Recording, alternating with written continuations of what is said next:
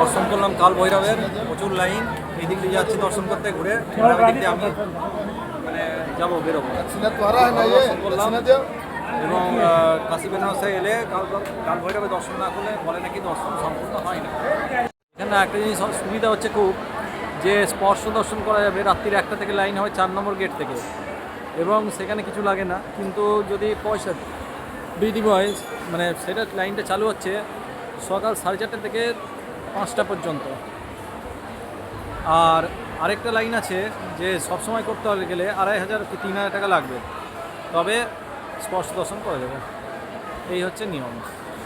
হর হর মহাদেব। বাবা ভোলানাথ সবাইকার জীবনে আনন্দ, খুশি এবং মনস্কামনা পূর্ণ করুক। হর হর মহাদেব, জয় শিব শম্ভু। ওম পার্বতী পতায় হর হর মহাদেব কি জয়। এখানে কি বিশাল লাইন। এটা হচ্ছে মেন গেট, এই গেট দিয়ে ঢুকবো। এখানে স্টিলের রেলিং, কত লাইন। বেনারসে ঠিক মন্দিরের ভেতর ক্যামেরা মোবাইল অ্যালাউ নেই, কিন্তু এইটুকু অবধি লাস্ট। এইটুকু গেট থেকে দেখো ছবিটা তোমরা সব তুলতে পারবে, এবং এইটুকু গেট থেকে এখানে সমস্ত মন্দিরটা সব দেখা যাচ্ছে, সোনার মন্দির। আজকে আমি প্রয়াগরাজ যাওয়ার জন্য নেতাজি 12,311 ট্রেন নাম্বার 12,311 ট্রেনে করে আজকে আমি নেতাজি এক্সপ্রেসে করে প্রয়াগরাজ যাব। কিন্তু আমার খুব মুশকিল হয়ে গেছে, আমি জানতাম না যে আজকে আমার ট্রেন বুকিং আছে। তো আজকে হঠাৎ 8:30টার সময় মেসেজ পেলাম, নিয়ে আমি অবাক হলাম। আমি বললাম 18 তারিখে ট্রেনটা আছে, কিন্তু পরে দেখছি আইআরসিটিসি টাইমটা দেখছি আজকে রাত্রির 12:27 আছে। তো যাই হোক, পরে আপডেট আমি দিচ্ছি তোমাদের। ট্রেনের নাম্বার এই লাস্টে 23 আছে। এই 23টা দেখলে দেখা 2023 সালে তৈরি হয়েছে, কত নতুন এই কোচ দেখা যাচ্ছে। ট্রেনের কোন সালে তৈরি হচ্ছে এটা খুব বোঝার একটা সহজ উপায় হচ্ছে এই যে লাস্টে 23 ট্রেন নাম্বার 231493/C দিয়ে আছে, কিন্তু এখানে 1493 বাদ দিলে 23 দাঁড়াচ্ছে। 2023 সালে গাড়িটা তৈরি হয়েছে, এটাই বোঝাচ্ছে।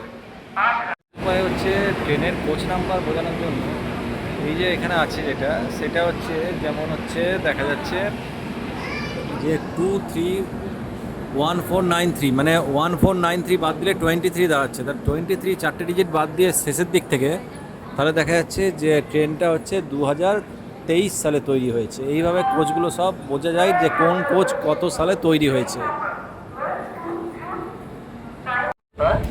এখানে ট্রেনটা হচ্ছে নেতাজি এক্সপ্রেস, কিন্তু আমার প্রয়াগরাজ যদি টিকিট ছিল, কিন্তু আমি ভাবছি প্রয়াগরাজ যাবো না, আমি দীনদয়াল উপাধ্যায় থেকে বারাণসীটা আগে ভালো করে দেখে নিই, তারপর রাতের দিকে ট্রেন ধরে প্রয়াগরাজ চলে যাবো। প্রয়াগরাজ থেকে আগামীকাল বন্দে ভারত ধরে আবার বারাণসীতে এসে সকাল সকাল পাটনার উদ্দেশ্যে রওনা হবো।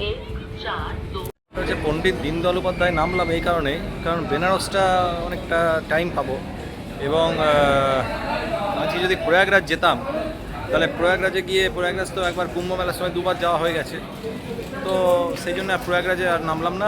একবারে এখান থেকে দীনদয়াল উপাধ্যায় থেকে 9টা 25 একটা মেমু ট্রেন আছে, 5 টাকা ভাড়া নেবে, তো সেই ট্রেনে করে চলে যাবো বেনারস। বেনারস থেকে আজকে সারাদিন থাকবো, সন্ধ্যা আরতি রাতে দেখবো বাবার মন্দিরে, আর তারপরে রাতের দিকে আবার প্রয়াগরাজ চলে যাবো চেষ্টা করবো।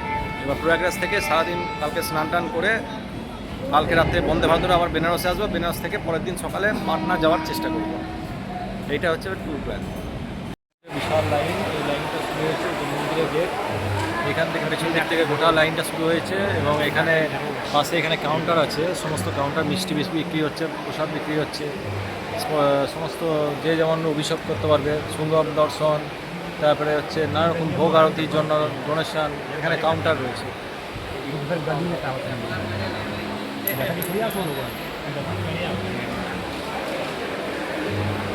আর এখানে সোজা রাস্তাটা হচ্ছে বিশ্বনাথ মন্দিরের এন্ট্রান্স পথ। এখানে ভার্চুয়াল ডিসপ্লেতে সমস্ত বাবার কীভাবে অভিষেক করা হচ্ছে সব দেখানো হচ্ছে।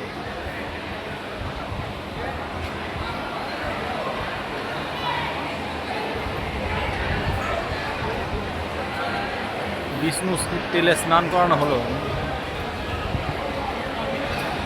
তারপরে গঙ্গা জল দেওয়া হলো, এখন সব স্নান হচ্ছে। দুধ ঢালা হচ্ছে এরপর।